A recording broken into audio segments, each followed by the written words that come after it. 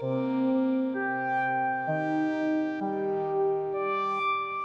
tomto rurálnom prostredí tie priemyselné stavby pôsobia urbanisticky aj architektonicky mnohé akože nedobre.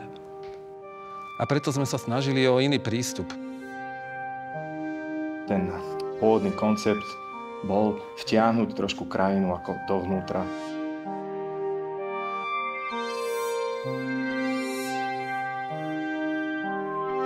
Chceli sme vytvoriť niečo, čo bude v tom prírodnom kontexte a v kontexte tej obce, kde tá mierka tej architektúry je taká zdrobnenená, niečo príjemné, nie veľkú stavbu s veľkým objemom, ale skôr členenú.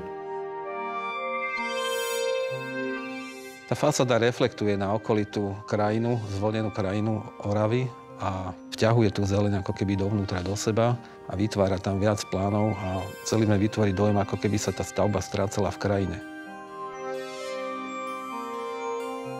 Samozrejme, to sa celé prejavuje aj v tom interiéri. Čiže v interiéri máme atrium, kde je teda umiestnené schodisko, taká skulptúra, ktorá vlastne vytvára taký samostatný objem, samostatné teleso.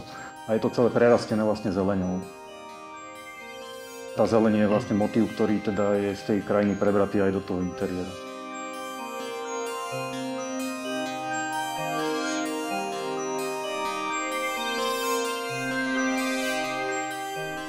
Tak my za výnimočnosť považujeme toho klienta, ktorý je veľmi rozhladený a nechal nám voľnú ruku a dal nám dôveru, že sme mohli v podstate robiť to, čo sme považovali za správne a čo sa mohlo odraziť ako v tom diele.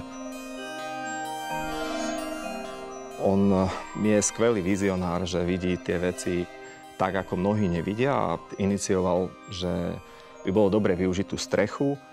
Nakoniec to vznikol celý Skybar, kde mnohí sa chytali za hlavu, že to sú vyhodené peniaze.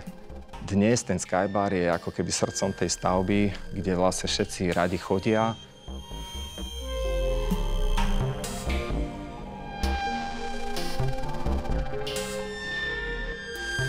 Klientovi veľmi záleží na budovaní priateľských vzťahov jednak so svojimi klientmi a takisto aj so svojimi zamestnancami. Preto aj zadanie bolo vytvoriť pre nich príjemné pracovné prostredie s vysokým štandardom, kde by ich bavilo teda pracovať.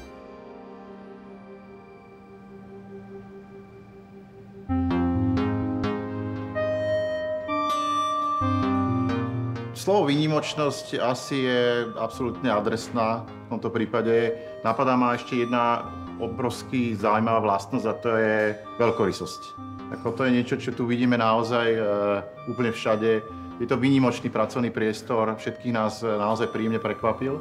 A naozaj tu vidíme niečo, čo není štandardné na Slovensku. A to je naozaj aj pracovné prostredie môže byť fajnové, perfektné, môže to byť kvalitná architektúra, prepojená s výrobou. Veľmi, veľmi dobrý príklad.